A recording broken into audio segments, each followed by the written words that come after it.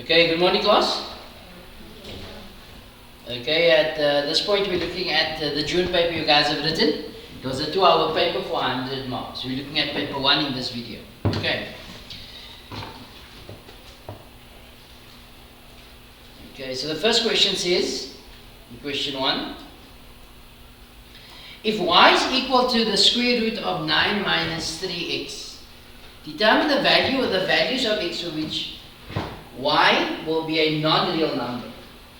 So when will something be non-real? It will be non-real if under the denominator is equal to, it's a negative number. If that value under the root is negative, if it's non-real. Okay. So when would that be negative? It will be negative if 9 minus 3x, 9 minus 3x has to be less than 0. So we take 9 over the equal sign. So it's negative 3x has to be less than negative 9 divided by negative. The inequality swaps around, x has to be greater than 3. Okay. There was 2 marks on this question. One would have been given there and one there. Okay. In the next question he says, which number doesn't fit the group of rational numbers? Now what are rational numbers?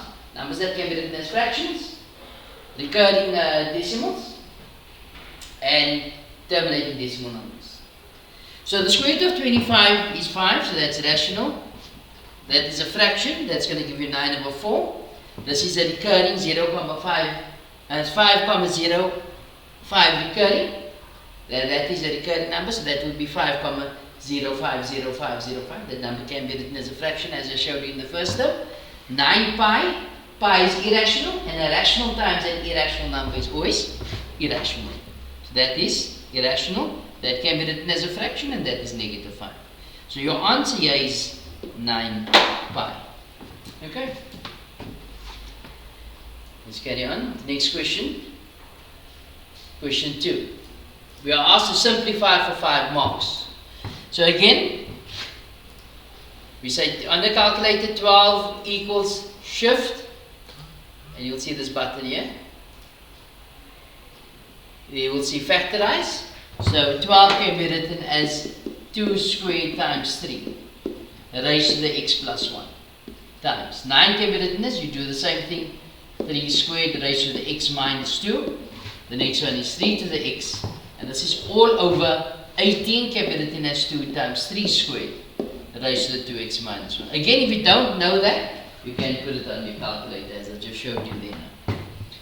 Okay, so that simply gives us 2, we multiply the exponents, will be 2x plus 2 times 3 to the x plus 1 times 3, we multiply this exponents out, is going to be 2x minus 4 times 3 to the x, all over 2 to the 2x minus 1 times 3 to the 4x minus 2. Common made errors, the learner does not multiply that 2 with that 1 and that 2 with that minus 1 and this 2 with the minus 2 for some reason or other. Okay, that was a common error that I picked up when I marked these scripts. Okay, so that will be 2. When you're multiplying it, bases are the same, we add the exponents. When we divide, we subtract the exponents. Okay, and only the ones with the same basis will be brought together there. So that will be 2 to the 2x plus 2 minus 2x plus 1. And remember, when you're dividing and bases are the same, you subtract the exponents. So the signs will change.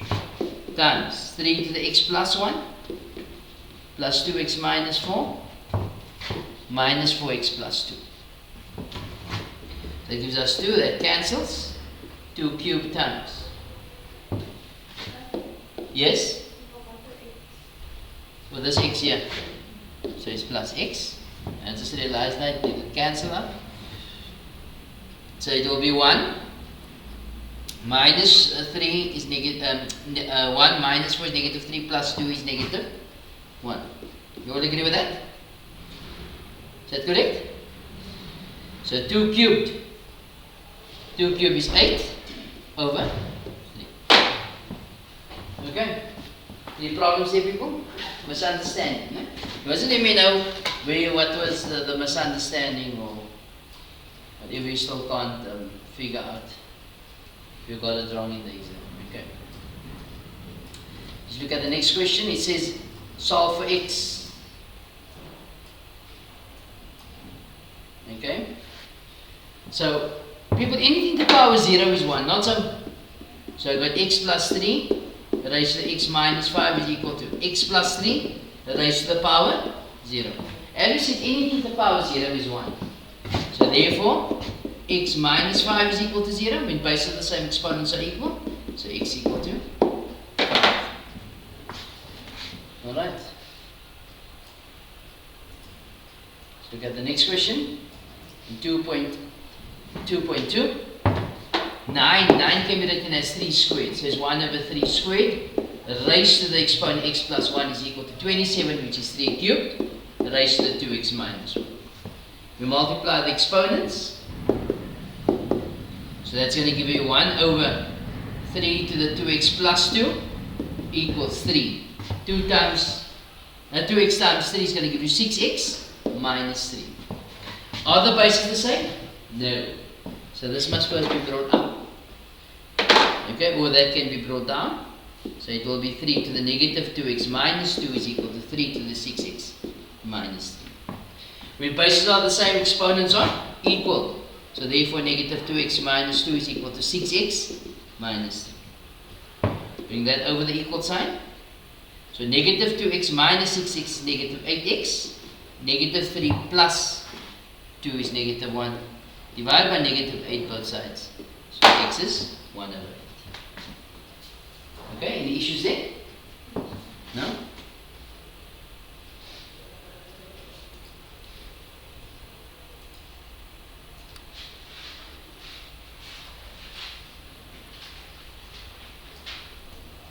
In 2.3 it says if 3 to the x is equal to p, express 3 to the exponent 2x minus 1 in terms of p. So the idea is to get 3 to the x standing on its own. Okay? So that we can draw the link between 3 to the x equal to p and 3 to the 2x minus 1. Okay? So we move from what do we know? What do we normally do with that? Okay, we normally break that up. Not so. So we can break that up. It's 2 to the 3 to the 2x times 3 to the negative 1. But we know that 3 to the 2x can be written as 3 to the x squared. Can you see there? I'm having that 3 to the x standing on its own. Can you see that? Not in total, on totality on its own, but just to draw that correlation between that. So 3 to the negative 1 is 1 over 3. So what is 3 to the x? It is p. So that is p squared times a third. So that is 1 over 3p or p over 3. Okay.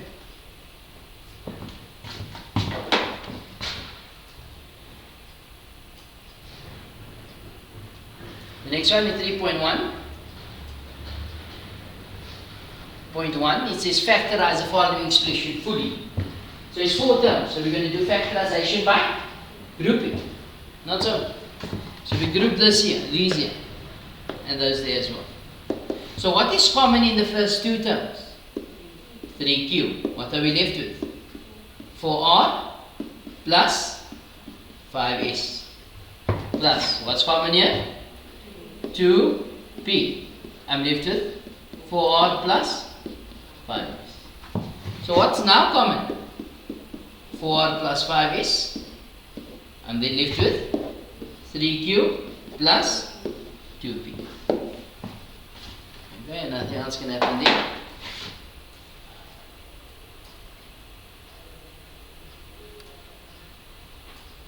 Next, as you can see here, we want to almost say that y minus z is a common factor. However, in the second bracket is z minus y, which is not the same. If it was plus, it would have been the same. So firstly, I need to swap that around, negative comes out. So it's 32x squared into y minus z minus 2 into y minus z. If this had to be a minus, then I would have put a plus. So negative times negative is a positive. What is now common? Y minus Z. What am I left with? 32x squared minus 2. What is common in the second bracket? 2. So it's y minus z into 16x squared minus 1. We don't put the 2 there in the middle of the bracket. The coefficient we always write in front. So as you can see here, what can happen to the second bracket?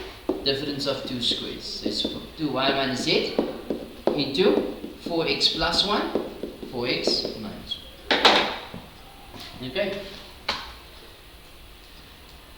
3.1.3 is the difference of cubes. What is the cube root of 27x cubed? 3x. Minus the cube root of 125 is 5. So what we do is we square the first term. It's going to give you 9x squared. That's negative, so there goes positive. 3x times 5 is 15x. And the last term squared is going to give you plus 25. People that day will never be able to factorize on this basis. Okay? A trinomial will never be able to factorize. Okay?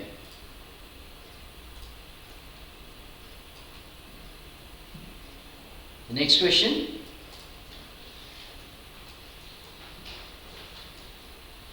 We are told that the area of a rectangle is 2x squared plus 11x plus 5 centimeters squared.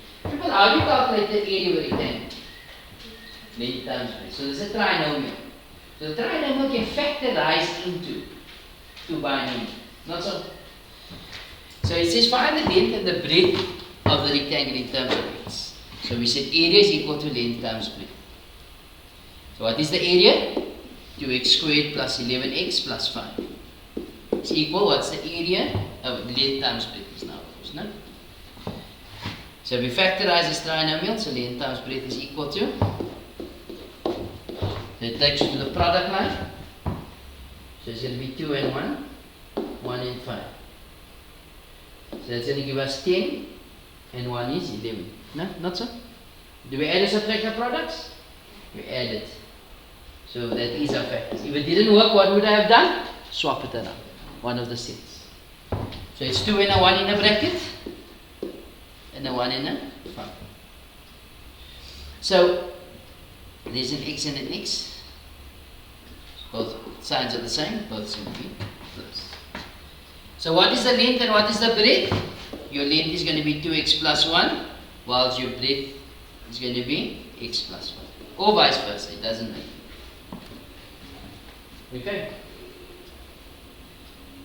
You all understand? Yeah? So it's length times breadth. Then in the second question, the follow-up question to this is, hence or otherwise, for which values of x will the rectangle be a square? When is a rectangle a square? If all the sides are equal. So which means to say the length must be equal to the breadth. There we go. So if for the rectangle to be a square, length has to be equal to breadth because all the sides are the same. So 2x plus 1 is equal to x plus 5. Solve for x. You bring that x over. So x is equal to 4. So they're talking about centimeters square there. So that will all be centimeters. They say here, hence or otherwise for which values of x. Yes, so that's a value. If they ask you what was the length of the side, it will be 2 times 4, which is 8 plus 1 is 9. And 4 plus 5 is also 9. So 9 would have been the length of the sides. But that wasn't the question. The question was for which values of x. Is that the case? So let's carry on. Question 4. Question 4, it says, simplify the following expressions fully. Assume all denominators are non-zero. Why do you think they said that there? Why must all the denominators be non-zero? Otherwise the sum will be undefined. Okay. So what is your LCM here? What's your LCM? 6x is. So it's 6x. So what must that denominator be multiplied by to get 6x? 2. So it's 2 into 2x minus 3. What must that denominator be multiplied by? 3. So it's negative 3 into 4x plus 1, Where does that negative come from? It comes from B. Minus. What must 6 be multiplied by? X. So it's x into 1. Okay. Do not multiply it straight in. Okay. First write out the step as I did here. So you multiply that in there. You get rid of the brackets. You can simplify. So that's going to give you 4x minus 6 minus 12x minus 3 minus x all over 6x. What do we do now? We add like terms, not so. So 4x minus 12x negative 8x plus minus x negative 9x minus 6 minus 3 is minus 9 over 6x. So from there you can see that 3 is a common factor. Not so. 3 can be divided throughout. So what I do is I take negative 9 out as a common factor. X plus 1 over 6x. As I know that 3 will cancel out here, so 3 goes into 9 thrice and here twice. So this answer is going to be negative 3 into x plus 1 over 2x. Or you could have added as negative 3x minus 3 over 2x. The same thing. Okay?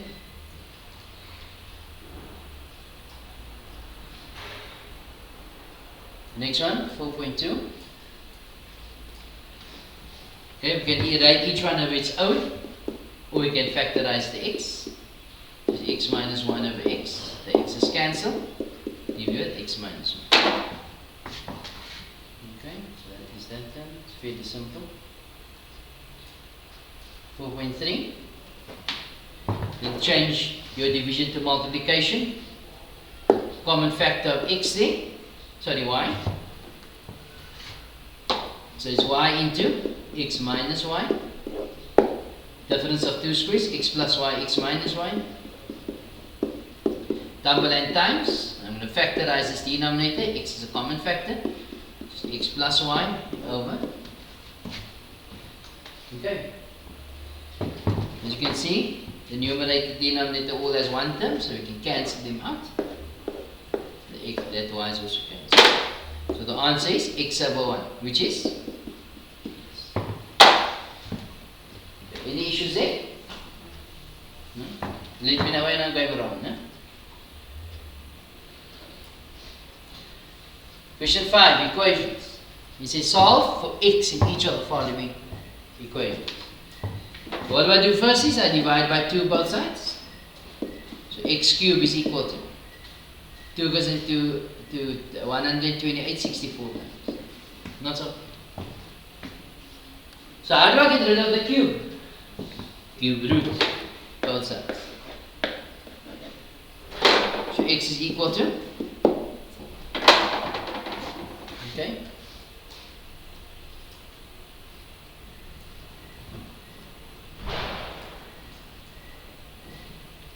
The next one is a trinomial. Again, it takes you to the product line. So it's 1, 6, 2 and 3, 1 and 6, 2 and 3. We add and subtract our products. Subtract. So that's going to give you 6. That's not going to work. It's 18 minus 3 is not going to work. No, 12 minus 3 is 9. Not going to work. That is 12. 12 minus 9 not going to work. That is 6 and 6. So that's not going to work. Okay.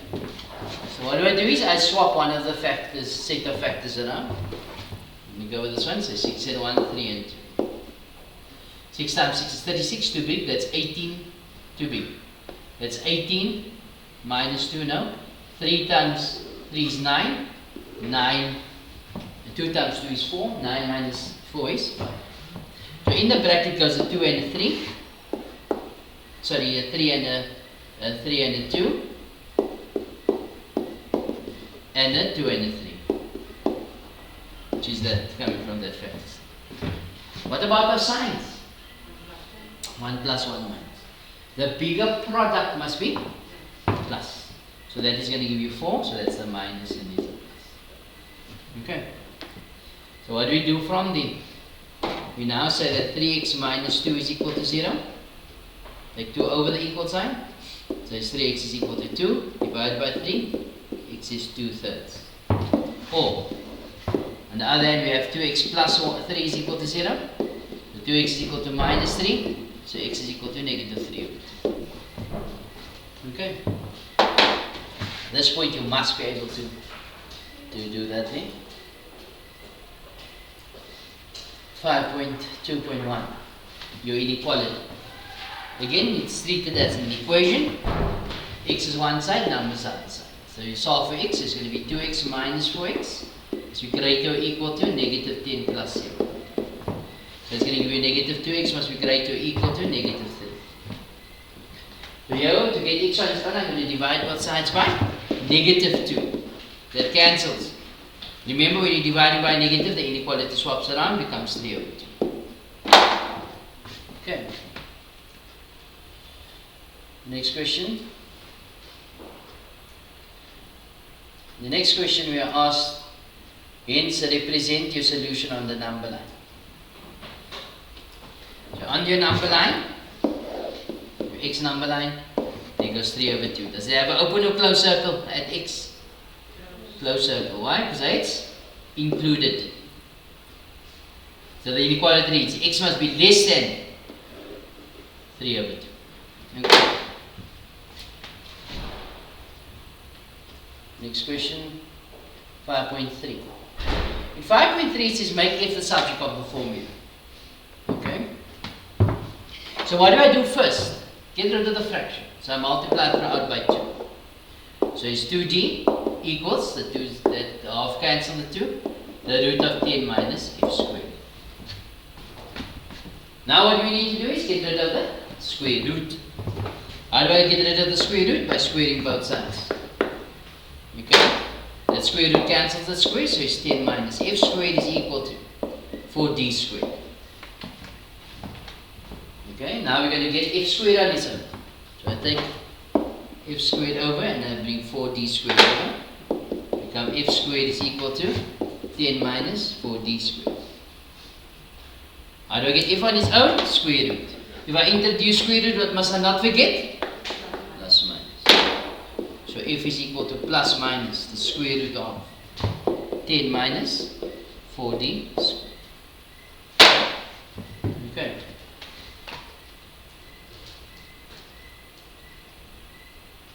The next question says, hence or otherwise. So if it says hence, I must use the previous answers, the previous answer to solve this question. It says hence or otherwise I mean to say, could have used the initial formula given as well. Determine the value of f if d is equal to 1.5.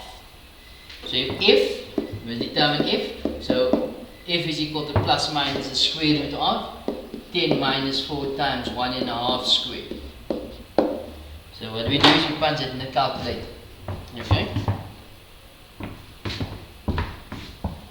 So of course the answer will come to be plus minus. So we got the square root of 10 minus 4 times, we can just open a bracket, 1.5. So you press shift, the fraction button first. So that's your mixed fraction there. And it must be squared. It gives me an answer of 1. Okay.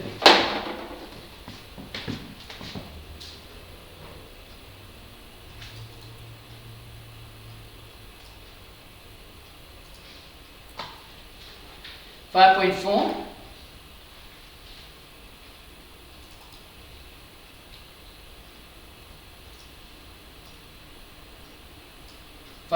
We are told that triangle EFD is equilateral. If this is an equilateral triangle, what do we know? All sides are equal. It says find the values of x and y. I gave you a hint there. It says simultaneous equations. So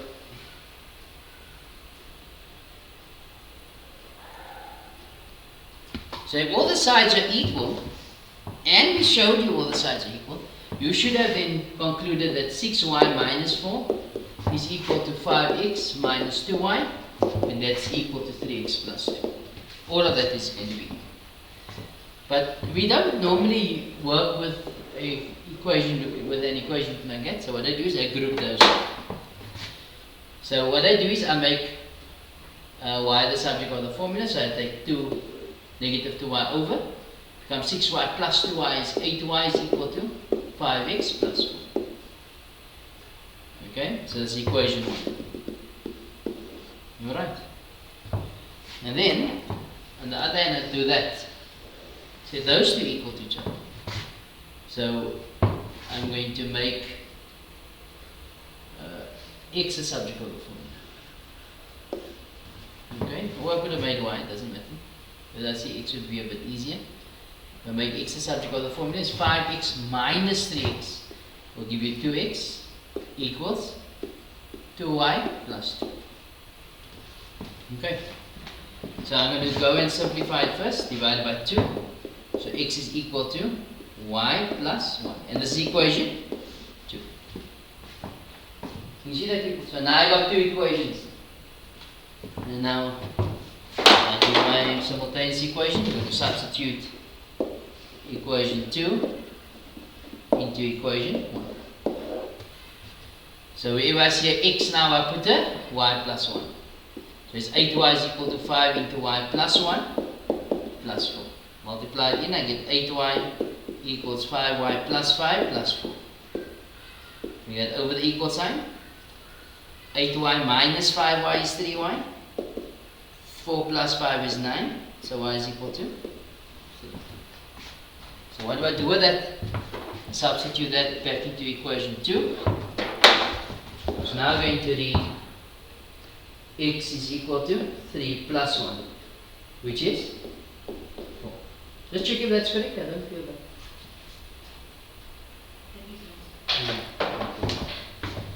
Now I'm feeling better about myself. No? But you guys understand? No? This question was very poorly answered. Question 6. In question 6 we are told, draw a neat sketch of this graph, clearly indicating the intercepts of the axis. Okay. So, firstly we know the shape of the graph. Okay, the shape of the graph is upset, it's frowning. Okay. Secondly, the x-intercept. What do you do for x-intercept? Let y equal to 0. So 0 is equal to negative x squared plus 4. Take the x over, becomes x squared is equal to 4. Square root, don't forget, plus minus.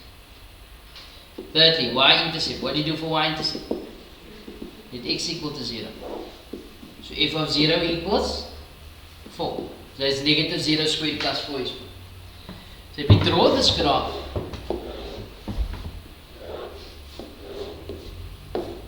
here's your 4, your minus 2 and your 2.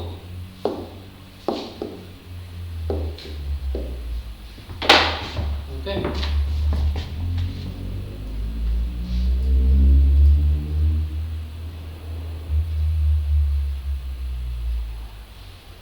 There's a couple of questions pertaining to this here, this graph.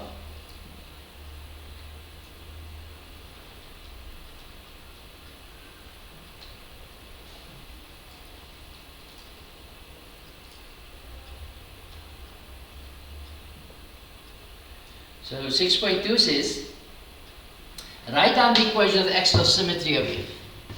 So the equation of the axis of symmetry,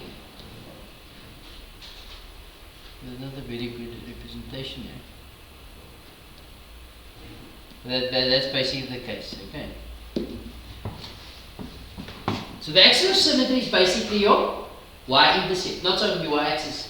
But they ask you for the equation. So what's the equation of the axis of symmetry? X is equal to 0. The next is write down the range of it. People, what is range? Range is all possible y values. Now does this graph exist at negative infinity? Yes. Okay. I don't exist because of the arrows there. So they exist. Where does it stop existing at? 4. Not so. So in other words, y has to be less than 4. Does the graph exist at 4, at the y value of 4? Yes. So it must be equal as well. Okay. The next question says determine f of 2 of x, but remember f of x is equal to negative x squared plus 4. So f of 2 of a, not x, sorry, 2 of a is equal to. So whenever I see an x after the a, 2a. So it's negative 2a squared plus 4. So that's going to be, you apply the square on your 2a, so they give you 4a squared, so it's negative 4a squared plus 4. People, that square has nothing to do with that negative. It has no bearing on the negative. Okay, some of you wrote positive 4a squared. Okay. Let's look at question 7. Question 7, we are told draw the graphs of f. So basically what we have is an exponential function. The exponential function has a horizontal asymptote at y is equal to 1. We're getting that from here. Alright? You do your y-intercept. How do you calculate the y-intercept? Get x equal to 0. So f of 0 is equal to 2 to the 0 plus 1. Anything above 0 is 1. Give you an answer 2. Okay? Then we say let x equal to 1. I think you guys had to do this from a table. Eh? You could have used the table as well.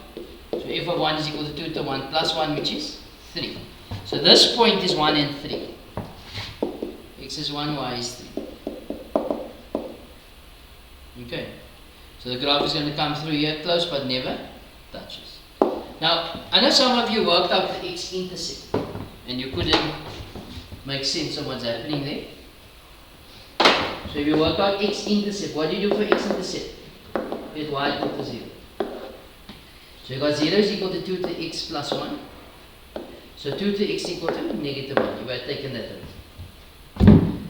Now you're going to say, okay, but this can be written as anything to the power 0 equals 1. But you see there's a negative here. So there's no way that this can happen. So therefore there's no solution. So no solution means no x-intercept. Okay. Something to note there. Then for g of x, that's your hyperbola graph.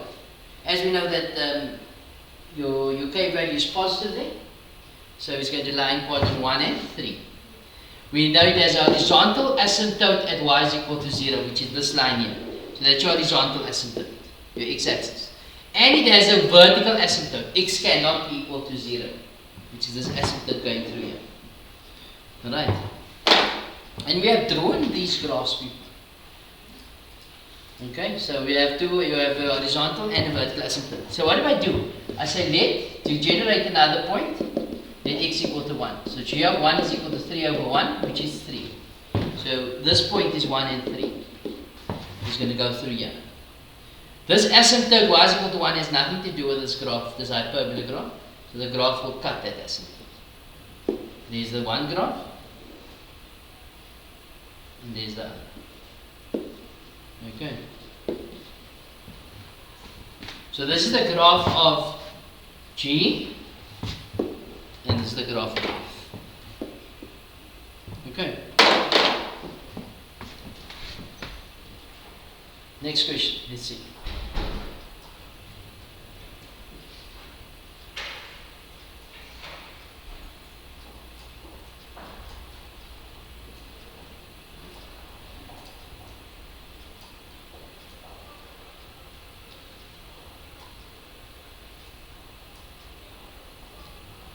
I will try and keep the diagram in focus.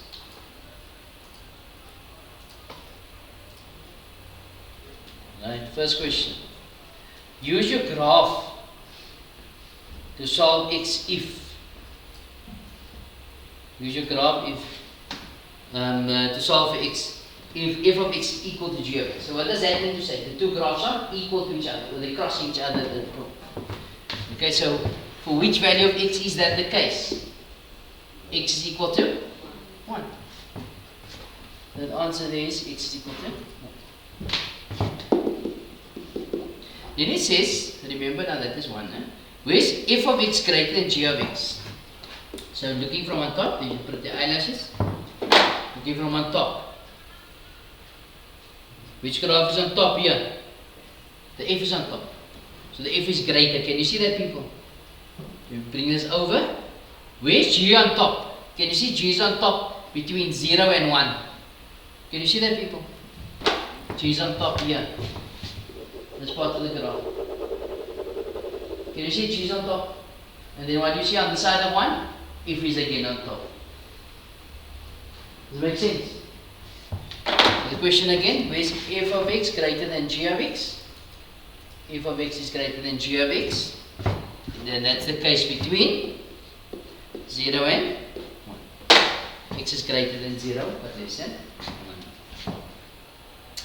Okay. Take that out.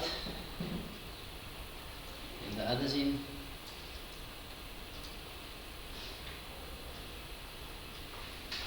Give the reflection of f in the x-axis. If something is reflected in the x-axis, what happens? Y becomes? Don't know this. If something is reflected in the x-axis, so say you reflect this in the x-axis, then this point here would basically fall here.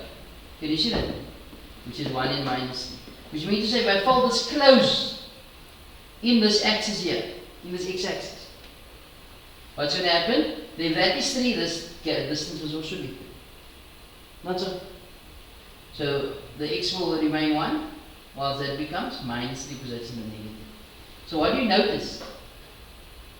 If something is reflected in the x-axis, y becomes negative. Okay, that's a rule you need to write down. I think we touched this on in grade 9. Okay, we should have. Alright, when we did the coordinates. So if something reflected in the x-axis, y becomes negative. So y becomes negative. So what is the equation of f of x? F of x is equal to? What is the equation of f of x? 2 to the x plus 1. So if it's reflected in the x-axis, y becomes negative. F of x is your y. So negative y is equal to 2 to the x plus 1. Divided by negative. So y is equal to negative 2 to the x minus 1. Okay. That was the equation we looked at, that we're looking for at that point. Okay.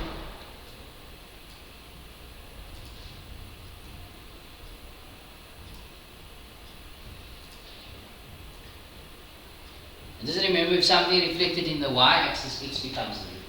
Okay. And it says, give the domain of g of x. What is domain?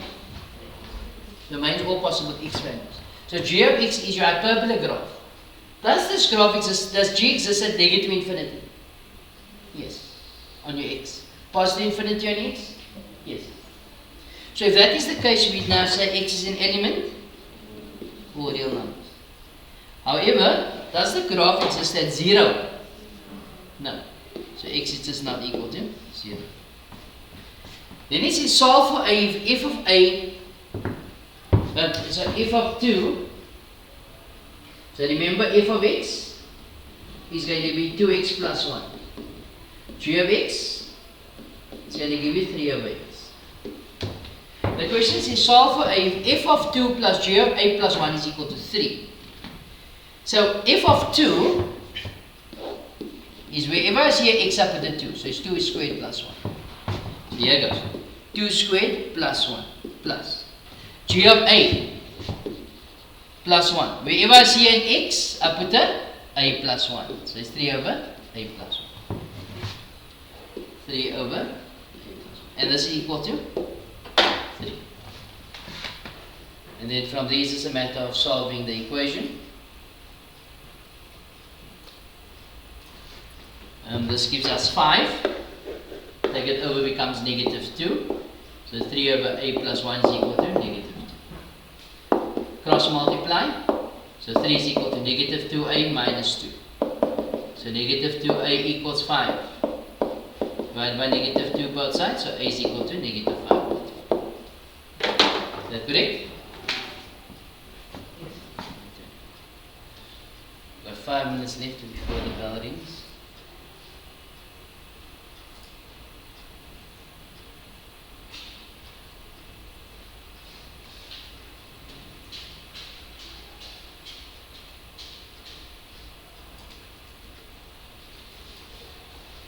Okay, here we are told that the sketch below shows the graph of f of x plus 1 and g of x.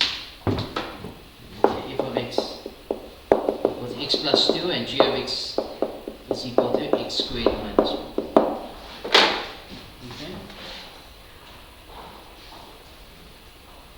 Okay. 8.1. 8.1 says determine the coordinates of A and B. So what is A and B? A is your x-intercept of your parabola and the straight line, and B is your x-intercept of the parabola. So if I work out the x-intercept of the parabola, I will pick up A and B one time. Not so. Instead of just working A out using the straight line and then coming back and using B for your parabola, is not going to make sense. So x-intercept, what do you do for x-intercept? Let y equal to 0. So I'm going with g of x, no? the parabola. So 0 is equal to x squared minus 4. Difference of 2 squares, x plus 3, x minus 3. And x plus 2, x minus 2. I was just thinking I had to let it be 9 because we already used this equation. But it was in the additive inverse or the negative form. No? So x is equal to minus 2 or x is equal to 2. But have I answered the question? No. What's the coordinate of A? Negative 2 and 0. What's the coordinate of B? It's going to be 2 and 0. Okay.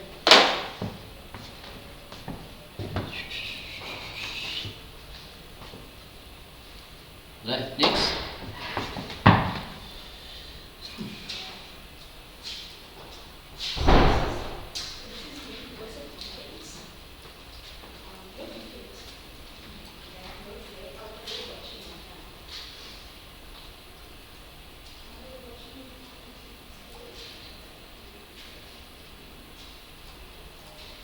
In 8.2, the question is to work out the points of intersection for 5 marks. So the points of intersection, there are 2. Namely A, which we already know, and this point here. So to work out points of intersection, we say the 2 graphs equal to each other. Okay? Why? Because the graphs are equal at that point. So in other words, x plus 2 is equal to x squared minus 4. Take everything to one side, so 0 is equal to x squared minus x minus 6. This now becomes a trinomial. That will be x and 2, x and 3. The bigger one is negative and positive. So x equal to negative 2 or x equal to 3. Which now confirms A. Now so the one point of intersection is A, which is negative 2 and 0. And the other one is going to be 3 and some y value. So what do is, I substitute 3 either into f or into g. So f of 3 is equal to 3 plus 2, which is 5. Or I could have said 3 squared, which is 9 minus 4 is 5 anyway. So it's going to be 3 and 5. Okay.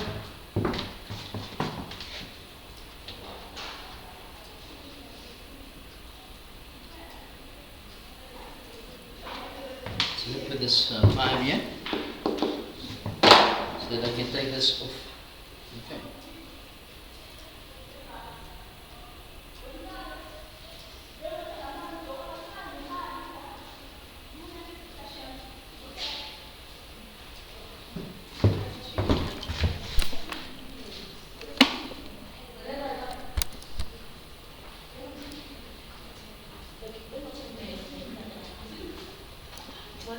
Morning.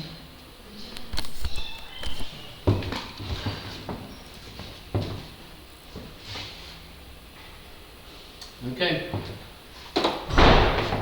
The next question, he says, determine the equation of the straight line parallel to fx. If lines are parallel, what do we know?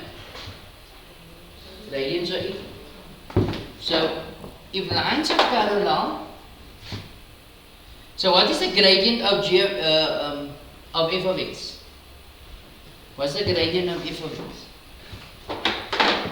the gradient is going to be 1. Not so? So y is equal to 1x plus 7. Determine the equation of the straight line which is parallel to fx by passing through 1 and 7. Okay? So in other words, you're looking at the line going through there, but it's going through the point 1 and 7. So it's actually this line we're looking at. Oops.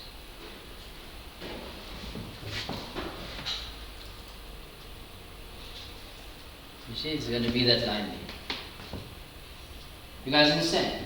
Again, if lines are parallel, gradients are equal. Okay.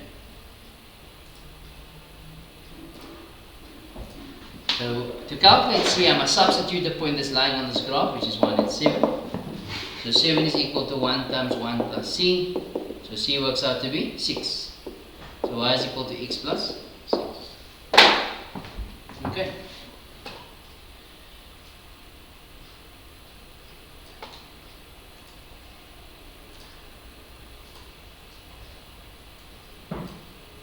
.4 .1. Using a graph, determine the value of the values of x where f of x is equal to 2. So it has a y value of 2. Okay? So you see here, this graph here will have a y value of 2. How do I know that? Because that's your y-intercept. Or you could have said f of 2 is equal to if 2 is equal to x plus 2. Why? Because this is f of x, and what is f of x? X plus 2. So x is equal to 0 in both cases. Okay.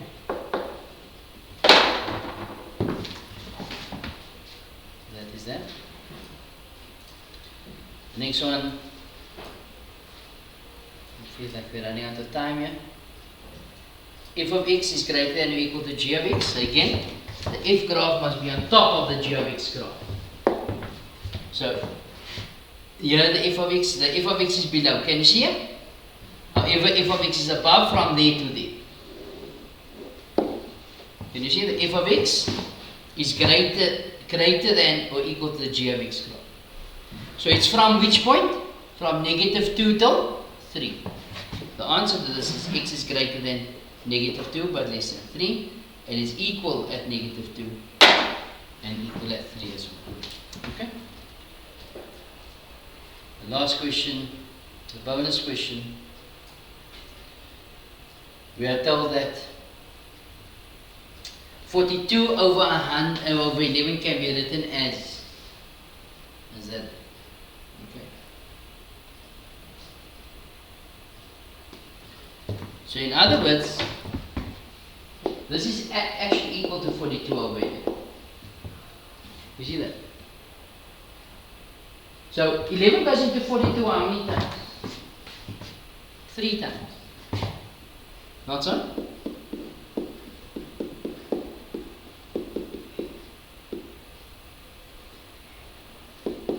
So it's 3. How much is remaining? So it's 33. We give you 8. Not so? 42 is 33.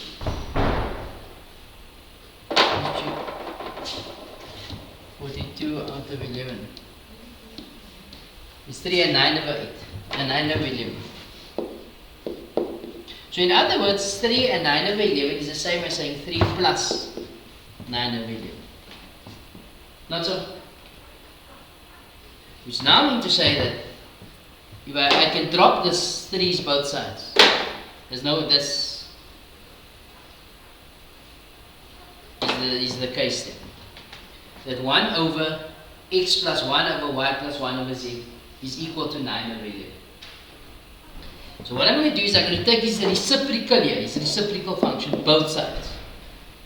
So what happens is the whole fraction swaps around now. Which now gives us x plus 1 over y plus 1 over z is equal to 11 over 9. Okay. Which means now to say that 11 over 9 can be written as 9 goes into 11 once and 2 remaining. Not so? 9, 10, yeah, 2 remaining. So what can be determined at this point? X is equal to 1. X is equal to 1. Not so? So that I can drop now. Again, I can take its reciprocal function. Okay, swap the fractions around. If I swap the fractions around, I got y plus 1 over z is equal to 9 over 2. I say 9 over 2 can be written as 4 and a half. Not so? That's 4 and a half. So what can be determined from here? Y is equal to 4. Okay? So if y is equal to 4, then 1 over z is the same as 1 over 2. So therefore z is equal to 2. X is 1, y is 4, and z is 2. Okay? That basically brings us to the end of June paper 1 for grade 10 2022. Okay. Why is this paper so difficult? No. It was easy. Yeah? This is something you must practice a lot. Okay. Must practice it a lot. Okay. Any other questions? Any mistakes I made that you need to bring to my attention?